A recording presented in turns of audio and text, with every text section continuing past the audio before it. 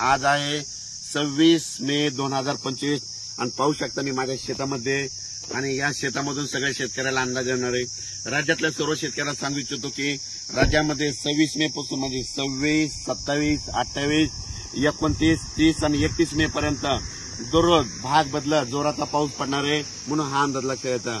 काही ठिकाणी मुसळधार पडणार आहे, काही ठिकाणी अति मुसळधार पडणार आहे, कुठं रिमझिम पडणार आहे। राज्यात सगळीकडे म्हणजे चारही विभागामध्ये म्हणजे पूर्व विदर्भ, पश्चिम विदर्भ, दक्षिण महाराष्ट्र, उत्तर महाराष्ट्र, कोकणपट्टी, खानदेश, मराठवाडा सगळीकडे पाऊस पडणार आहे म्हणून हा अंदाज लक्षात घ्यायचा। आणि योगायोगानं तुम्हाला एक सांगू इच्छितो सगळ्याची आनंदाची बातमी, केरळला मान्सून दाखल झालेला आहे आणि आणखी 2 दिवसात आपल्या महाराष्ट्रात देखील दाखल होईल।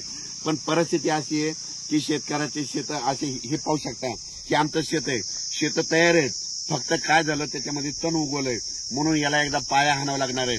म्हणून शेतकऱ्यांसाठी ज्यांचं शेत दुरुस्त करायचं त्यांच्यासाठी परत एक आनंदाची बातमी आहे। 1 जून नंतर 1 जून ते 7 जून पर्यंत असं चांगलं कडक सूर्यदर्शन होणार आहे। 1 जून ते 7 दरम्यान पाऊस काय येणार नाही, मोठा काही चिंता करायची गरज नाही।